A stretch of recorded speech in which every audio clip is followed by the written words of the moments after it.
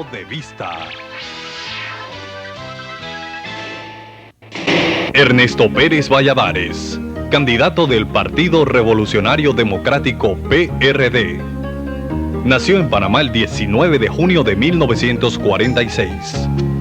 Posee una maestría con especialización en Economía por la Universidad de Notre Dame, Estados Unidos, 1969. Y una maestría en Administración de Empresas en la Universidad de Pensilvania, Estados Unidos, 1970.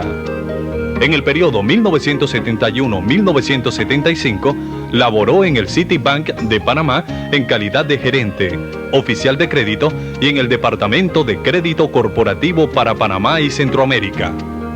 Bajo el gobierno de los militares, se desempeñó como miembro de la Comisión de Legislación, 1975-1976, ministro de Hacienda y Tesoro, 1978 a 1981, y ministro de Planificación y Política Económica de 1981-1982.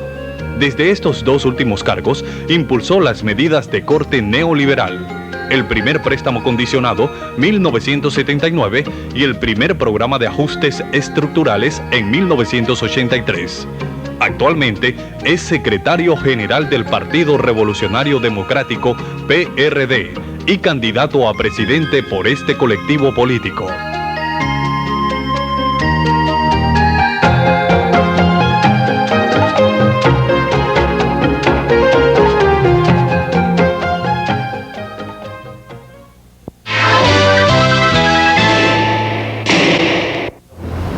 Muy buenas noches. Hoy Punto de Vista les lleva a la casa del doctor Ernesto Pérez Valladares, en donde nos han recibido muy gentilmente tanto él como su esposo. Está casi toda la familia reunida, pero falta la más pequeña de la familia, que no muy agradable, pero tuvo un examen, además según tengo entendido, bastante estricto. Quizás todavía mientras estamos grabando ella llegue y puedan ustedes conocerla. Nos acompañan don Ernesto y doña María Enriqueta, los papás del doctor Pérez Valladares. Nos acompaña también, como no, Dorita, su esposa. Nos acompañan las dos hijas mayores, Dora María, con su esposo Raúl, e Isabela, con su esposo Enrique. Isabela, la del medio. Yo le digo que sería porque sea el del medio, porque también en mi casa yo soy el del medio, y uno queda como sándwich, los de abajo, o los de arriba, preferidos, y en medio, ahí como todo, pero se sufre a gusto, ¿verdad? Yo también soy el medio. Entonces sabemos de qué hablar. Bien, vamos pues a comenzar la presentación de este candidato, el doctor Pérez Valladares. Queremos saber quién es, queremos acercarnos a él, a la persona, con sus ilusiones, con sus esperanzas, con lo que forma parte de su vida, con todo aquello que lo empuja, lo anima, y ha sido pues su caminar hasta ahora. Ernesto, gracias por acogernos en tu casa. Encantado de tenerlo aquí. Y voy a romper el fuego con algo, preguntándote algo. Por ejemplo, ¿desde cuándo te agitas en política? Bueno, realmente desde que regresé de los Estados Unidos de finalizar mi carrera. Febrero de 1971 tuve la ocasión de conocer a Torrijos. Y aunque no entré a formar parte del gobierno entonces, porque fui funcionario de un banco por 5 años, inicié una amistad que se profundizó cada día más con Torrijos, quien era el dirigente de ese momento.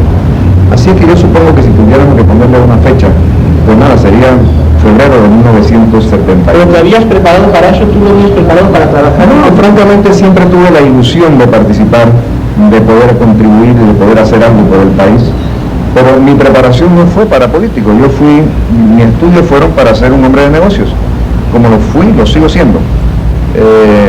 Esa fue mi carrera y a eso venía dispuesto. Me comentaba tu papá antes de entrar en cámaras que primero tú me habías dicho algo muy hermoso, ¿no? Que a sus 90 años él sigue manejando el carro, sí, claro, y sigue la mar de bien. Hemos estado conversando muy agradablemente. ¿No ha sido así, no, Ernesto? Sí, el micrófono se me pasan, por favor, y así. Toda la vitalidad de usted le ha llevado a ir caminando, a ir viviendo. Me hablaba de sus inicios en la medicina acá, cuando ya venía muy correteado como doctor en medicina. ¿A qué año llegó usted por acá, por Panamá? ¿A Panamá? A Panamá. En el 29. Año 29. 1929. ¿Y comenzó a ejercer la medicina en dónde? Después que vine de España en el 31. 31. Me casé en el 33. 20 de julio del 33. ¿Cuántos hijos? ¿Sí? ¿Cuántos hijos? Hijos ni que hijos, si pasamos 13 años sin hijos. Ahora tenemos 2 nada más. Y eso haciendo todo el esfuerzo. Pero resultó, ¿verdad? A los 13 años vino el primero. Habíamos perdido toda ilusión. Cuando la guerra, mi esposo estaba ilusionada por tener hijos, y entonces recomendó a una prima suya que vive en Santiago de Chile para que le consiguiera un par de mellizas, un par de niñas. Cuando vine a Panamá, me encontré con mi amigo Aristides Romero, que tenía un viaje para Nueva York. Y me tocó de todo. ¿Y qué vas a hacer a Chile? Vámonos a Nueva York. Y nos fuimos a Nueva York. En ese tiempo de la guerra, no 44, 45, era muy difícil conseguir un restaurante para comer. Había unos restaurantes en la Quinta Avenida que se llama Longchamp. Buenos restaurantes. Y nos parábamos a veces 1 hora, 1 hora y media, para servir la comida. Y entonces mi viejita, que entonces no era viejita, era guapísima. Como sigue siendo. Entonces no quería comer, le hacía fo a la comida. Y el concuñado de tío Romero me dice, hizo una nota, hice la puso en mis platos, donde decía, vieja tarda señora, insulta. Y le dije, no me hagas eso. El abajo de loca, qué embarazo, ni qué embarazo, lo que tiene son trastornos menstruales por el viaje, quizá. ¿No? Pero ella siguió con su no comer. Entonces me dice, vamos a La Habana. Nos venimos a La Habana. Al siguiente, cuando amanecimos en La Habana, en el comedor, vemos así, y estaba la hermana mayor de ella casada con Juanito Arias. Aquella fue una alegría muy grande. Este Juanito Arias era muy amigo del cónsul de Panamá en La Habana, que se llamaba César Sánchez. Y este César Sánchez estaba muy entroncado, y sobre todo con esa familia Bacardí, unos que hacen unos rones. Éramos invitados por César y don Juanito, y aquellas comidas tan ricas y tan espléndidas. No quería. Entonces nos venimos a Panamá. Llegamos aquí a la casa de Aristides, ahí enfrente de Enrique Linares, en la avenida Balboa. Y me dicen, quiero que me examines. ¿Qué? Quiero que me examines. Y la esposa de Aristides, la hermana de ella, Mara Lichan, a quien nosotros queríamos mucho, dice, examínelo en esto. Yo había hecho cursos en París en ginecología y obstetricia. Y me obligaron tanto que a esas horas a buscar guantes y a transformarme en un nariz en el médico. Hago el examen y encuentro que estaba en la crisis. Qué emoción fue tan grande que no me pude, sino que lo eché fuera. Está en cinta. Bueno, padre, después que yo he dicho eso, me he arrepentido 50.000 veces de haber sido tan bocón. Y si me he equivocado, ¿qué me pide pata más grande dado en la vida? ¿No? ¿Y quién era el que venía, Ernesto? Claro, pues es el primero. Entonces, había un médico obstetra aquí en Panamá, amigo mío, que se llamaba el doctor Carlos Luis Prieto, y lo llamé a las 11 de la noche. Le digo, Carlos, no sé si he metido la pata, pero he hecho un diagnóstico prematuro, y ese diagnóstico en secreto se ha publicado en David porque mi suegra cogió el teléfono y llamó a todo el mundo. Entonces, quiero que me saques de este apuro mañana. Y se llevan al hospital Panamá, donde está la tía ahora. Eran del doctor Herrick y el doctor James, dos médicos norteamericanos, un cirujano norteamericano. Temprano a las 8 de la mañana llegó mi esposa allá y le examinó el doctor Prieto. Me dice, no te equivocaste, está en síntoma. Bueno, ya ustedes se pueden imaginar aquello.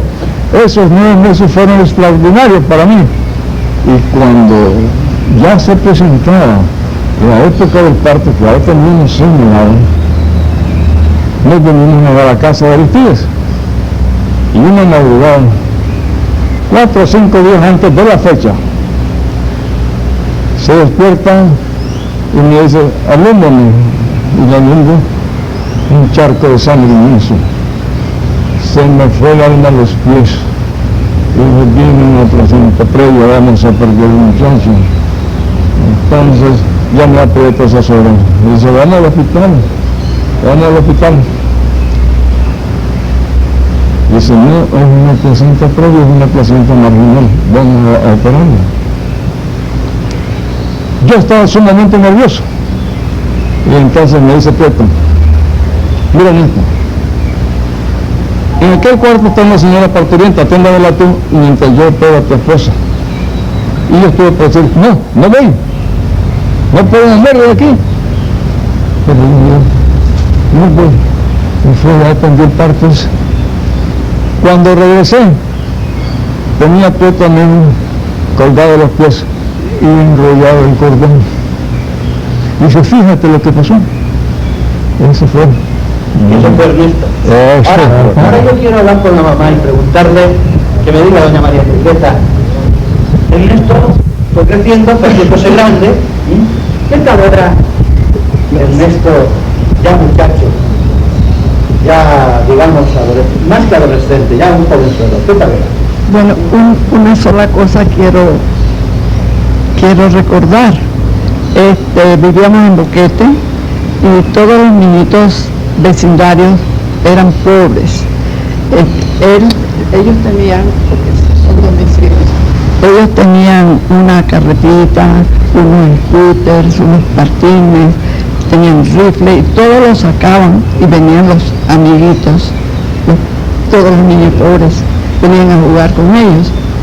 Me acuerdo que era un sábado, venía el viejo cansado de allá de la clínica y estaba eso todo lleno de cosas. Paró el carro allá afuera y le dice, Ernestito, recoja todo eso, póngalo en su lugar. Y entonces se fue a cambiar la ropa y sale y me encuentra a mí señor parado así, viendo a todos los muchachitos recoger las cosas y le dice el papá, te mandé a ti. Entonces dice él, yo nací para mandar. Tenía 7 años.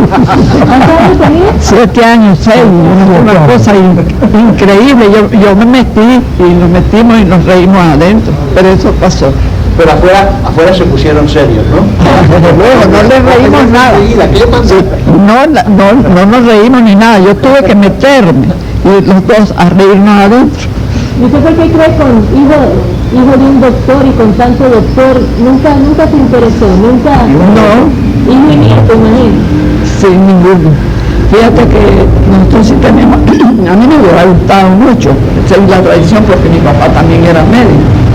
Y el abuelo de mi esposo también era médico. Así que fue una familia de médicos. Mi hermano también, mi cuñado, en fin, era una familia de muchos médicos. Pero no, yo creo que una vez fue con un compañero que iba a estudiar también, y cuando llegó ahí al depósito de cadáveres o algo así, casi se desmaya. Y entonces nos escribió que él no era para eso, que no le duraba. Era para los negocios. Sí, ¿de dónde lo conociste tú? Aquí en Panamá, cuando él llegó a estudiar de los Estados Unidos, en una casa de un amigo común. Estaba estudiando, estaba en segundo año de universidad. Unas vacaciones, segundo año de universidad. ¿Cómo fue eso? ¿Fue amor a primera vista? No, fue audacia de ella, te voy a decir la verdad. Le voy a echar cuento de verdad. Ella estaba, la verdad es que la fiesta estaba aburrida. Y entonces ella y su prima, sobre todo su prima, que era más amiga mía, me dice, ay, que qué fiesta más aburrida, que queríamos ir a dar una vuelta en carro, el carro no se queda, no tenemos. Entonces yo le presté mi carro y se fueron a dar una vuelta. Pero realmente se lo presté pensando en conocerla a ella, ¿no? En conocerla un poquito más. Yo sabía que al regreso tendría la oportunidad de conocerla, así fue. ¿Una manera prima o ella? No sé, imagínate. ¿Usted está de acuerdo? Era un Mercedes. ¿Está de acuerdo con las cosas políticas de él? ¿Usted hubiera preferido que hubiera sido médico, a usted también le gusta la política. ¿Cómo siente la situación?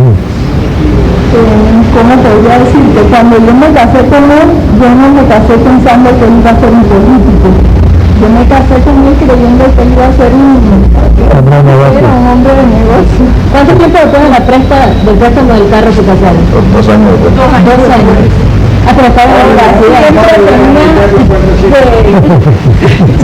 como le digo, siempre había sus inquietudes como universitarios y todos siempre conversábamos de los asuntos políticos y mejorar la condición de vida de las personas, y siempre como en un foro universitario uno siempre debatía de todos los asuntos y de todos los temas, pero realmente yo en él no vi esa carrera política. ¿Y ahora cómo lo ve? Ahora que ya está en plena. Ahora lo apoya en sus actividades, o no siente que está tampoco en la casa, porque con las actividades políticas me puedo imaginar que muchas veces no puede estar en la casa, a cada ratito tiene que salir a reuniones. Sí, pero nosotros sí somos una familia unida, mantenemos comunicación y yo lo ayudo en todo lo que él quiera y yo le doy mi respaldo en todo. Así que sí estamos bastante compenetrados y yo acudo a bastantes lugares y hago un recorrido por el país para conocer las necesidades del país, porque yo pienso que como esposa de un candidato a presidente, yo tengo que conocer las necesidades de este país para ver en qué puedo ayudar a dar respuesta. ¿Cuál es la virtud que usted más aprecia en su esposo? ¿Qué es lo que más le gusta de él como persona y como político? Bueno, podría decirle que es un hombre sumamente equilibrado, un hombre inteligente, un hombre honesto. Esas son las virtudes que yo más reconocería en él. ¿Y usted en su esposa? Bueno, yo le voy a decir sinceramente que yo no podría puntualizar una virtud. Yo me sentiría muy disminuido sin ella. Ya vamos a tener 27 años de casado, siempre me equivoco con uno. Y honestamente, bueno, mis padres tienen 60. 60 nada más. Yo aspiro a poder llegar a eso, ¿no? Pero es parte mía y yo soy parte de ella, o sea, somos una misma persona. Yo no sé, doctor, si usted sabe que nosotros, obviamente en épocas distintas, estudiamos en la misma universidad. Sí, claro, cómo no.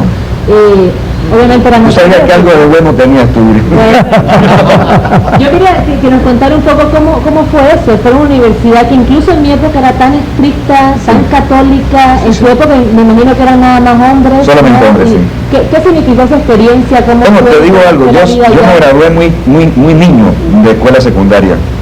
En mi tiempo era 5 años solamente la secundaria y me gradué de 16 años. En David, ¿no? En David, sí, en el Colegio San Vicente de Paul, regentado en ese tiempo por los padres paulinos. Ellos me recomendaron una sola universidad, que fue esa, y fue la única universidad donde yo hice una aplicación. Y me aceptaron y ni siquiera lo pensé. Me fui a Notre Dame, cosa que me alegro muchísimo y me enorgullezco mucho de haberme graduado allí. Para mí, por supuesto, que fue un cambio radical. Pasando por el clima. No, y por todo, es decir, salir de un ambiente muy protegido, que era la comunidad nuestra en Boquete, en David, mi familia, a los 16 años, entrar a un ambiente que en ese entonces era restringido, pero mucho más libre que del que yo venía, ¿no? Mucho más abierto, una ciudad relativamente más grande y qué sé yo. Pero fue una experiencia extraordinaria. Quiero decirte que tanto así, que todavía hoy, después de tantos años de graduado, yo me gradué en el 67 y luego la maestría en el 69, nos reunimos anualmente un grupo de amigos que hicimos la maestría o el posgraduado juntos. Nos reunimos anualmente, 14 somos en diferentes países y mantenemos ya la relación incluso entre la familia, ¿no? La esposa, los hijos. Una extraordinaria experiencia, de verdad. ¿Y esa educación católica, usted cómo lo ha marcado en su fe? ¿Usted se siente un hombre de fe? ¿Cómo es su vida religiosa? ¿Cómo es su católico? Yo soy un católico practicante.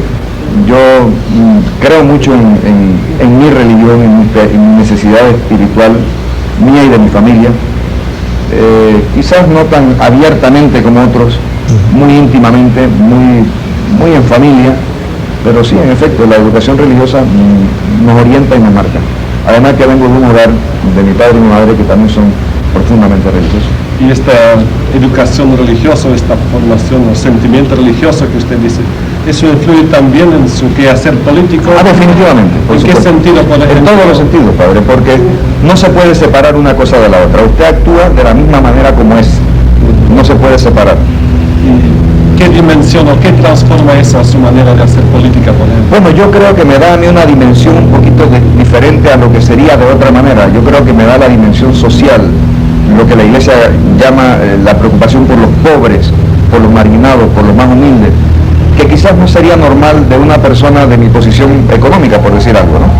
Pero que la formación religiosa lo impulsa y me lleva a mí hacia esa preocupación por los pobres. Yo quisiera... Perdón, sí. Adelante. Como aquí somos muchos educadores, yo quería preguntarle, una de sus hijas es... Claro, es maestra, sí, así es.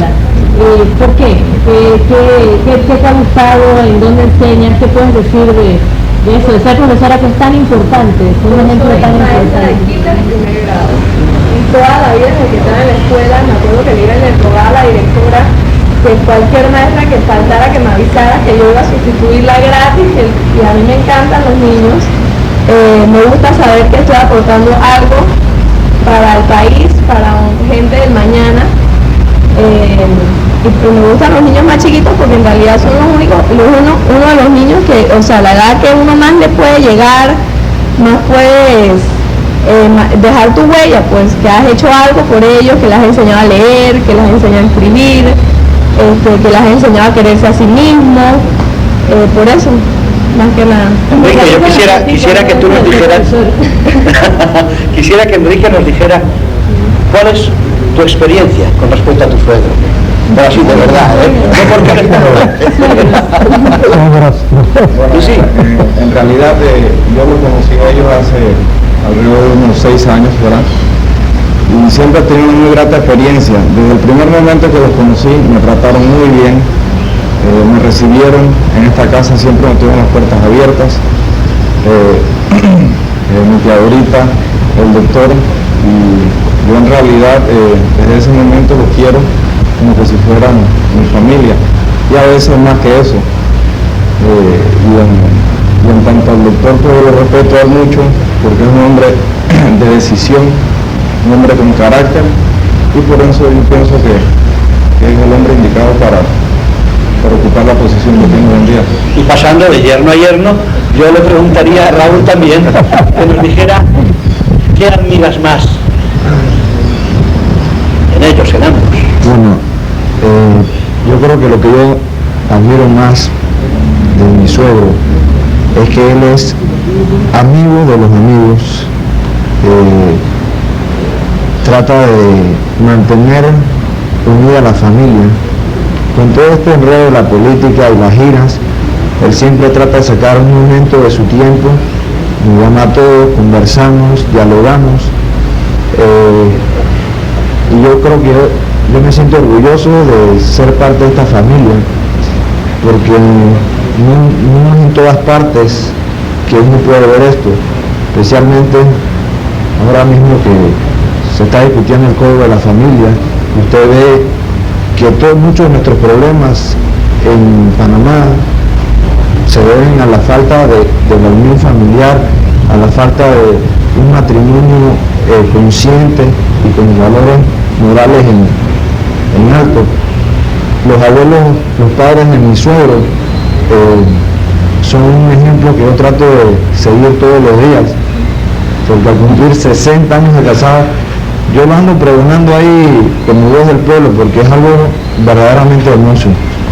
Realmente lo es, pero Dora María, así de la experiencia que más recuerdas tú, es decir, en cualquier momento de tu vida que te mencionen papá, ¿cuál es tu experiencia que te viene inmediatamente? Bueno, estar con mi papá, cuando tú me mencionas mi papá, es un sentimiento muy grato que a mí siempre me viene, porque para mí él siempre ha sido una persona con la cual uno se siente acogida, ¿no? Como que dice, debajo del paraguas. Yo con él siempre he podido hablar, hemos tenido diferencias enormes, porque... Sí, ajo. Y las tienen todavía, posiblemente. Ya menos. Ya me dice que me estoy poniendo vieja, así que ya estoy emparejándome con él. Si te están poniendo vieja, vamos a dejarlo ahí por si acaso. Pero con todas las diferencias fuertes, porque los dos tenemos personalidades muy fuertes, siempre hemos podido hablar. Él nunca ha cerrado todas las puertas, ¿no? Él ha tenido la madurez de saber que el adolescente era yo y por lo tanto él siempre me dejó una puerta abierta y cabida para hablar con él. Cosa que él no solamente dentro de su familia así, él es así en general. Pero nunca cierra todas las puertas. ¿Quién iban ustedes a pedirle los permisos? ¿Quién era el Bueno, mi mamá es como las Naciones Unidas. Tú vas y hablas con ella primero y entonces ella tramita, bueno. Si tú sabes que el permiso es difícil, si es algo más leve, pues directamente con él. Claro. Usted preguntó que qué tan identificadas están las hijas con mi papá. Si me equivoco, Enrique me puede defender, pero están tan identificadas que todas las noches le tengo que recordar, oye, tú estás casada, eres mi esposa, ahora también yo te puedo ayudar, porque a cualquier cosa, papá, yo digo, oye, también estamos nosotros, También existimos. Oiga, una pregunta a usted. ¿Cuál es la experiencia que ha tenido en su vida que más le ha marcado, o ahora en la campaña política, en este recorrer todo el país, algo que le haya impactado? Quizá nos puede decir algo de las dos cosas, antes de la campaña y ahora, algo que le haya marcado especialmente, que le haya... Francamente no, tú sabes que me han hecho varias veces la pregunta y no hay algo que yo pueda decir, esto hizo un cambio en mi vida. Francamente, quizás fui creciendo dentro de, y aceptando y conociendo, más bien ampliando que un impacto de algo que me haya cambiado. Pienso que la experiencia mía ha sido de ir ampliando conocimiento, de ir ampliando experiencias, de ir profundizando cosas, pero no ha habido nada impactante que me haya marcado. Y ahora en la campaña tampoco nada especial. No, nada especial, es el mismo país que siempre recorro, la misma experiencia ya conozco. Y en su trato y relación con las personas, ¿qué es lo que más valora así en la persona? Mire, yo he dicho que si yo tendría que puntualizar una virtud que yo admiro, es que la persona tenga moral. Yo creo que ahí se recoge todo. En la moral está la ética, en la moral está la honestidad, en la moral está todas las virtudes que deben adornar a una persona. Una persona que no tiene moral es muy difícil. Aunque todos los seres humanos, en mi concepto, aunque seamos muy buenos o muy malos, hay algo de bueno siempre.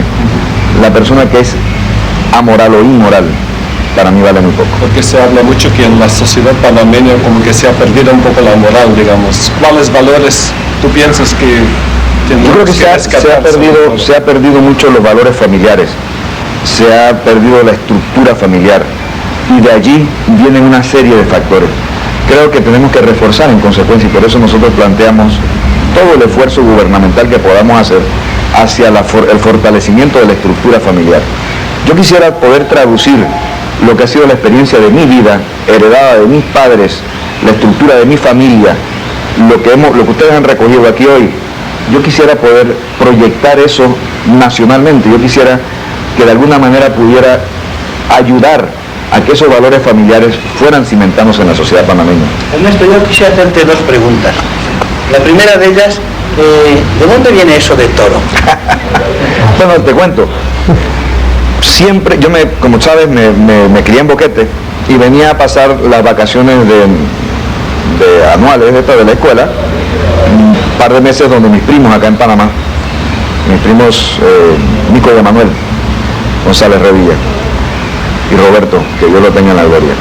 Y allí, quizás por mi tamaño y por el hecho de que vengo del campo, salió el sobrenombre entre muchachos, entre chiquillos. ¿Estás hecho un toro o algo así? Sí, no, es que pues siempre he sido un hombre grande, ¿no? Corpulento, y de muchacho pues sobresalía sobre ellos, y era un toro y el torito y tal y cual, y se quedó el nombre.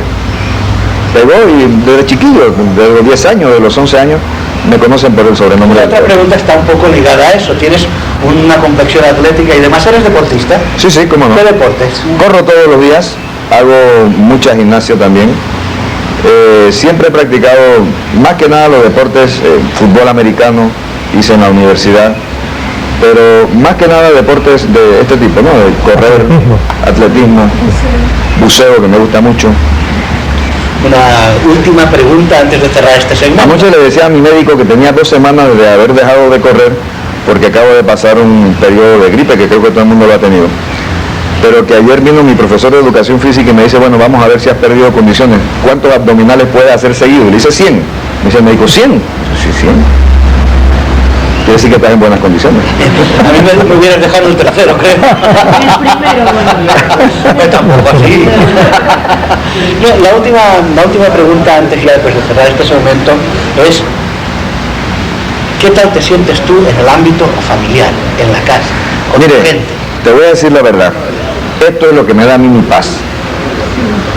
Yo puedo tener el peor día, los peores conflictos, los peores insultos, porque desafortunadamente en política electoral se sufre de eso. Pero mi familia es mi paz. Yo aquí respiro, recojo, me recargo mi batería apenas llego a mi casa. Yo aquí tengo paz. Y eso es lo fundamental. Esta es la familia del doctor Ernesto Pérez Valladares, al que todos conocemos como Toro, y hemos tenido la oportunidad de conocerlos a casi todos. Yo todavía pienso que a lo mejor Tuti llega antes de que terminemos. Por ahora cerramos este primer segmento, despedimos a la familia y descansamos un momento, pero no se vayan, porque en un ratito estaremos conversando sobre aquel tema que haya escogido el doctor Ernesto Pérez Valladares para dialogar sobre él. Hasta ahora. De nuevo ya, en esta segunda parte, vamos a tratar algunos de los temas que nos ha planteado el candidato que nos ha invitado ya a su casa, el doctor Ernesto Pérez Valladares. Querías que conversáramos un poco sobre 3 puntos que tú estás usando en tu campaña, claro, básicamente, ¿no? Sí. Empecemos por el desempleo, que realmente va a la raíz de un problema serio que tenemos ahí en Panamá. Pero es que yo creo que el desempleo, al igual que el otro punto, que es la inseguridad ciudadana, y el tercero, que es corrupción, ambos tienen una gran ligazón entre sí. El desempleo es, en mi concepto, un síntoma de un mal que viene ocurriendo desde hace muchos años y que yo identifico en la raíz de la educación en Panamá. Creo que desafortunadamente no estamos haciendo integralmente el esfuerzo educativo para producir al país los técnicos, los profesionales que demanda la empresa privada, quien es el que tiene que darle oportunidad de trabajo a la mayoría de la gente. Si parte de un concepto de que no es el Estado el que puede proporcionar los puestos de trabajo, tiene que ser la empresa privada. Siendo esto así, entonces hay que crear condiciones de competitividad para que el empresario se sienta animoso de invertir. Ningún empresario invierte para generar puestos de empleo, invierte porque ve la posibilidad de rentabilidad en su inversión. Crear entonces condiciones de rentabilidad. Luego de eso, integrar a la empresa privada al sistema educativo para que de esa manera se puedan ir diseñando los proyectos, los programas de estudio, qué sé yo, que produzcan... un poco este integrar la empresa privada. Bueno, hay diferentes formas de integrarlo. Yo considero que una de las formas es propiciar mucho más la educación privada versus la estatal, sobre todo a nivel primario y secundario. Pero existen otras. Yo considero que, por ejemplo, podríamos buscar mecanismos de exenciones fiscales hasta ciertos montos para que la empresa privada haga en Panamá lo que hace en los Estados Unidos. Por ejemplo, parte de mi carrera me la pagó una empresa que le interesaba un estudio que yo podía hacer como parte de mis estudios de graduado. Y esa empresa se beneficia de recibir el estudio y usualmente quien lo hace, el estudiante, al graduarse tiene asegurado un puesto de empleo. Entonces, ese tipo de integración, eso es lo que yo propongo, eso es lo que yo creo que necesitamos para el tema del desempleo. ¿No crees en este mismo sentido que sería bien interesante que hubiera una prospección, no sé por parte de quién, si por parte de la universidad o por parte del mismo Estado, no hablo del gobierno sino del Estado como tal, una prospección de manera que se viera cuáles son las necesidades que tiene hoy el país, por ejemplo, qué sé yo, digamos, por decir algo, carreras medias técnicas, sea plomería, sea electricidad, sea tal, o tal esta otra, y entonces potenciar ese tipo de estudios. Pero es que ahí volvemos al punto inicial. Tienes que integrar a la empresa privada. ¿Por qué? Hombre, porque es la empresa privada el que sabe hacia dónde va a crecer su propia empresa. Los planes de expansión son propios de la empresa, del empresario. Y él sabrá que va a traer una máquina dentro de 3 años, dentro de 5 años, o va a incursionar en un campo diferente dentro de 5 o 10 años y va a necesitar tal tecnología. Me viene a la mente algo que, una experiencia que viví en otros países, y es lo de las universidades laborales. ¿Conoces la experiencia? Sí, sí, cómo no. ¿No crees que en esa línea sería algo muy necesario en este momento? Sí, creo en la universidad laboral. Creo que es una propuesta adecuada para Panamá. Y también creo en otra, que es la universidad exclusivamente para los educadores. Yo creo que tenemos que instalar en Panamá una universidad dedicada a producir educadores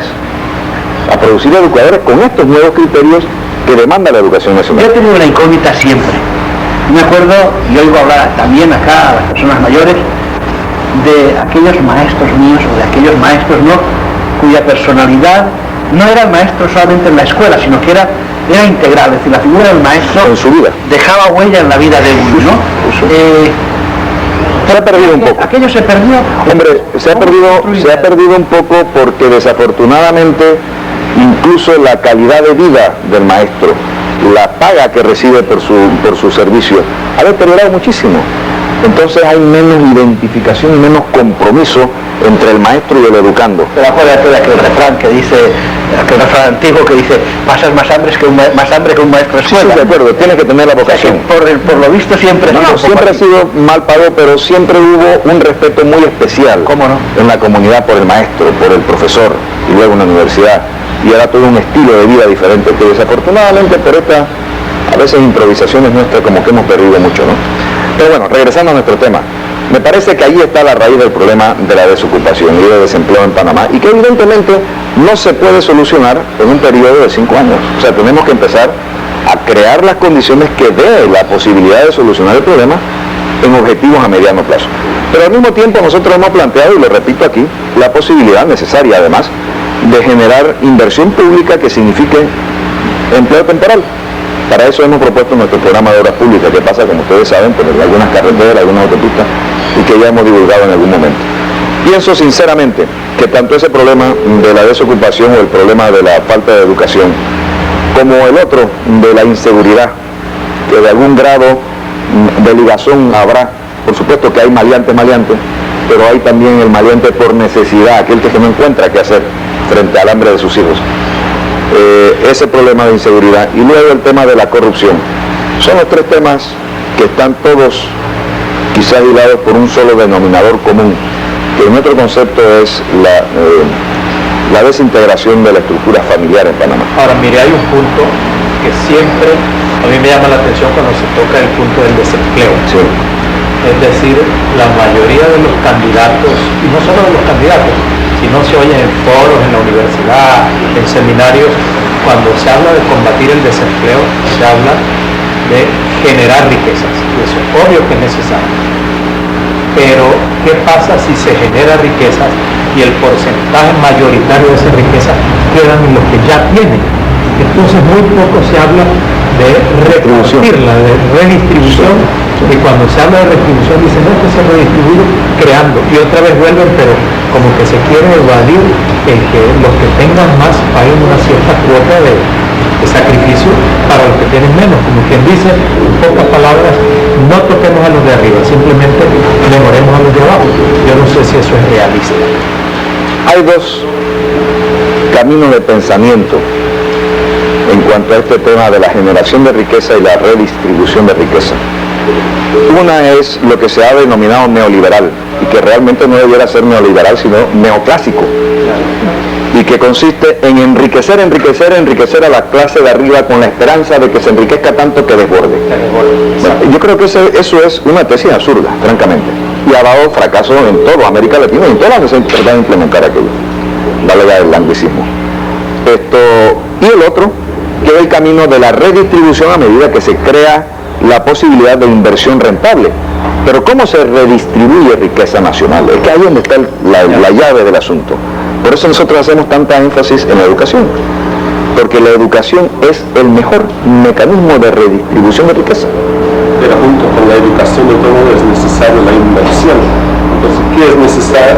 ¿Qué se puede hacer para promover la inversión, para que haya más posibilidad de empleo? Crear lo que nosotros denominamos el ambiente o las condiciones de competitividad nacional, es decir, el país, la república, tiene que competir por los inversionistas nacionales para que hagan inversiones acá y por los inversionistas extranjeros para que vengan a Panamá. Vamos a concretar. Hay que buscar la manera de que armonicemos las relaciones laborales. Hay que buscar la manera de que esa armonización de relaciones laborales no signifique que solamente sea la clase trabajadora quien cargue con la mayor parte del peso de las reformas que hay que hacer, porque además es la que menos capacidad tiene de cargar. Hay que también buscar la manera de hacer eficiente a la empresa privada, generando reformas que la propicien como eficiente. Muchos hablan también del Estado. Vamos allá, hay que hacer el tercer componente. El Estado tiene que hacer su parte. El Estado tiene que hacer las cosas que son propias del Estado y que solamente el Estado, por medio de los gobiernos, puede hacer. Salud, educación, vivienda para gente muy humilde, carreteras, obras de estructura, de infraestructura. Permitir entonces que bajen los costos operativos de una empresa en Panamá. La luz eléctrica, tenemos que buscar la manera de que sea competitiva con los otros países.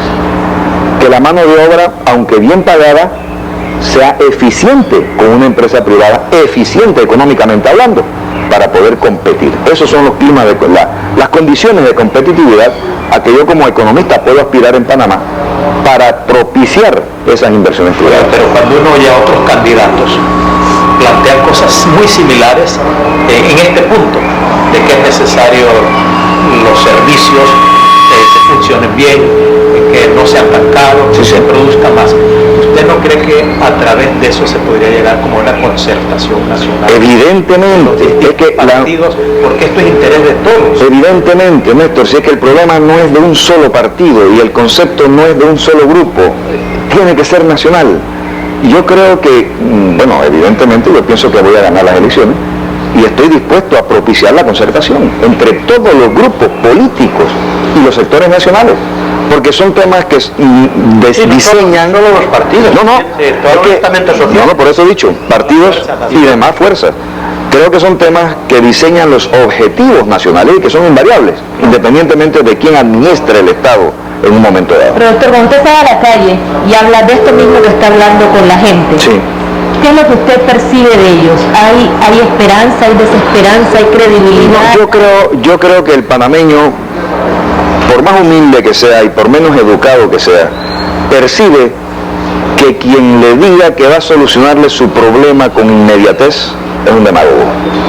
En consecuencia, a lo mejor no entiende las ramificaciones de un problema tan grande como este, pero sabe que le estoy hablando y le estamos hablando con la verdad en la mano. Por eso hay credibilidad y hay esperanza.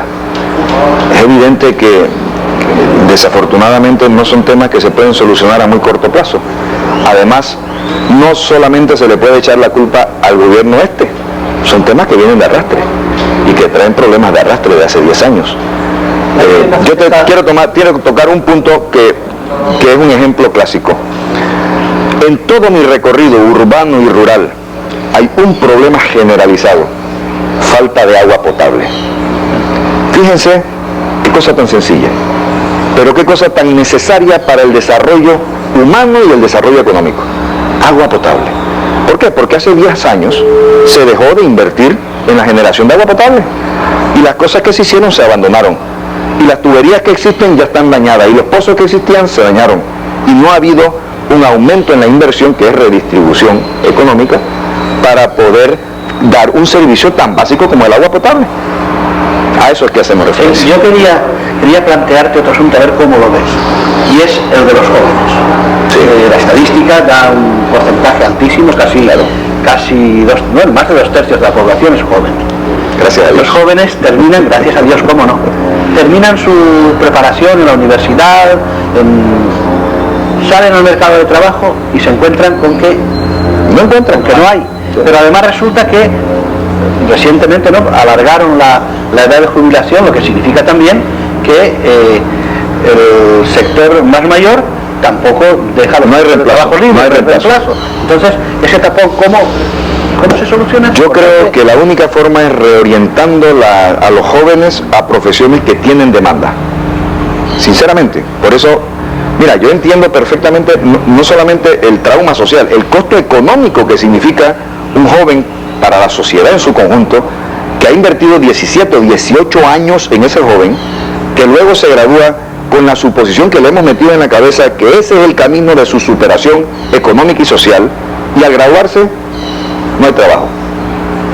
Esos mismos jóvenes dicen que eso es parte de la corrupción nacional, porque para lograr un puesto de trabajo necesitan tener el pool que llaman, la palanca, ¿no? Bueno, pienso que allí es donde nosotros tenemos que empezar a trabajar, a reorientar las profesiones, sin ánimo de denigrar a nadie, pero mira, si estamos graduando excelentes abogados, o excelentes médicos, o excelentes psicólogos, y lo que necesitamos somos ingenieros, y lo que necesitamos son dentistas, pues no van a encontrar trabajo los psicólogos y los médicos, y los abogados. Entonces reorientemos los objetivos de educación hacia las profesiones que van a tener la demanda en el futuro, y esa demanda la tiene que dar la empresa privada. Por eso yo hablo de la integración. Y hablando también de la mujer, ahora que mencionan los jóvenes, parece que históricamente hemos tenido menos oportunidad, menos momento, ¿no?, para podernos desarrollar. ¿Cómo ustedes ven en su plan de gobierno un poco brindarle también oportunidad a la mujer, que tradicionalmente no se le ha dado? Yo creo que por la historia latinoamericana hay que hacer un esfuerzo ahora consciente de reforzar las oportunidades a la mujer. Quizás tendríamos que irnos un poquito cargados hacia ser un poco parcial, de manera que podamos equilibrar las oportunidades que la sociedad tradicionalmente no le ha dado ese rol. ¿Usted estaría de acuerdo en cuotas? Sino más bien... Yo no estoy de acuerdo en cuotas porque son muy difíciles de llenar. No es realista, o sea, muy difíciles de llenar autónomamente. O sea, yo estoy dispuesto a que haya el número de mujeres que pueda haber en los puestos, siempre y cuando ellas quieran participar, pero no le puedo forzar a ninguna mujer ni a ningún hombre a que participe en un puesto electoral, por ejemplo. Pero sí debemos propiciar, y yo he dicho que mi gobierno, para ser muy sencillo, frente a la alternativa de un hombre y una mujer con igualdad de condiciones para desempeñar un cargo, yo preferiría a la mujer, por lo menos en un periodo lo suficientemente largo para generar esa aceptación hacia que las mujeres tienen igualdad de oportunidad y de capacidad, además mucho más que muchos hombres. Lo que usted ha tocado, pero en el punto de la corrupción, para mí siempre es un problema. Sí. ¿Cómo enfocar el problema de la corrupción cuando esa corrupción está arriba?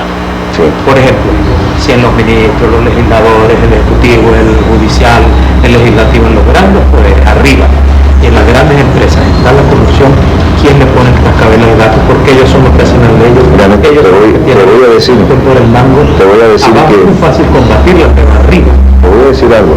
El régimen nuestro es un régimen presidencialista. Allí empieza el problema. Sin ánimo de criticar a nadie, pero creo que el ejemplo del presidente es el que va permeando al sistema. Que luego la exigencia de honestidad del presidente es lo que va a hacer que el sistema varíe.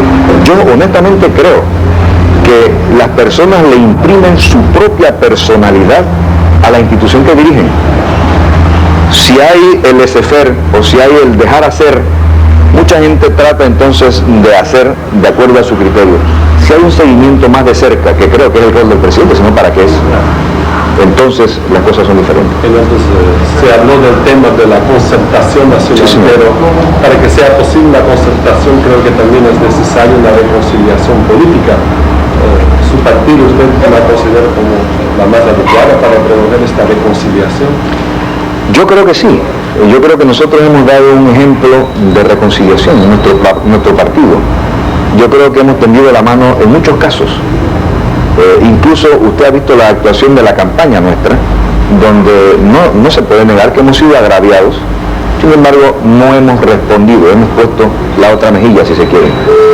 Porque somos conscientes de que es absolutamente necesario la reconciliación de la familia panameña. Y que es cobrar contrario a eso el seguir exacerbando los ánimos de un periodo que desafortunadamente vivimos los panameños, pero que ya pasó y que no podemos variar ni de una forma ni de la otra. Recordar sí, pero para no cometer los errores. no para exacerbar ánimos entre nosotros. Ahora mira, hay mucha gente que dice en la calle, lo que se escucha, que creen que usted sí es reconciliador, usted como persona, pero que a su alrededor hay personas que tienen como deseos de revanchismo, que no son reconciliadores. No, pero te digo algo. Yo no sé cuál es la percepción que tú tienes de esta realidad. Ese es el cuento que dice, bueno, el toro está bien, pero el ganado que lo acompaña no me gusta mucho. Sí, pero te digo algo, sinceramente, con toda franqueza. Mira, es lo que se dice, ¿verdad? Yo creo, y perdónenme la inmodestia, que algún grado de liderazgo he podido generar, porque he pasado por 3 elecciones internas en mi partido, lo hemos recompuesto con este discurso. Es decir, mi discurso de reconciliación no es un discurso hacia afuera de la sociedad, es un discurso que yo vengo entrando desde mi partido, y he pasado por 3 elecciones con este discurso y tengo algún grado de liderazgo ganado. Ahora bien, hombre, como en todos lados y en otros candidatos están rodeados de personas que no quieren la reconciliación. Evidencia de eso son las posturas y las posiciones, las propagandas que en algunos lados salen, que evidencian no reconciliación. Yo no puedo castigar a nadie en mi partido por tener sus propios odios y sus propios cariños. Lo que yo sí puedo hacer como presidente de la República es escoger el equipo de hombres y mujeres que me acompañen en este esfuerzo de reconciliación y de concertación nacional.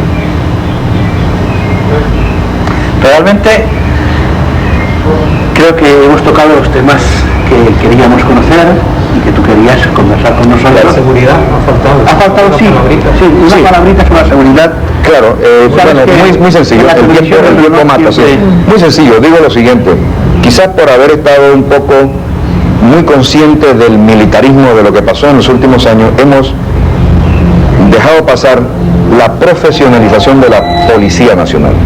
Nosotros planteamos que la seguridad también pasa por una policía profesional, no por un regreso al pasado, no por la militarización de la policía, pero sí por la profesionalización, que significa ¿qué?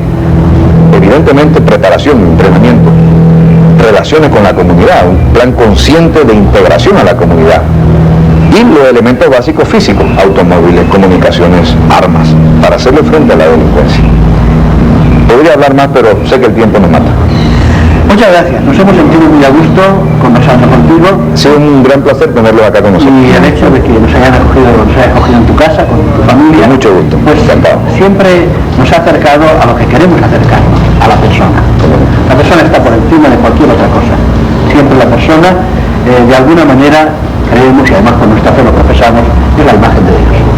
Y por tanto, como decía ya uno de los santos padres de la antigüedad, la gloria de Dios es precisamente el ser humano viviente, la persona que vive.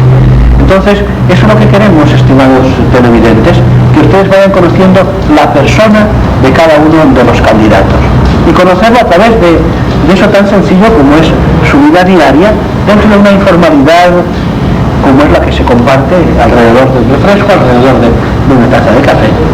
Y sencillamente, una vez más, les insistimos mucho.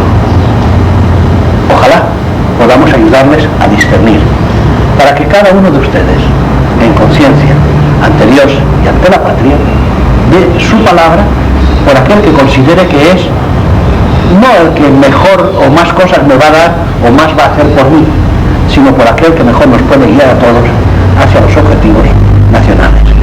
Y para terminar, una pregunta breve, rápida y directa. Dígame usted.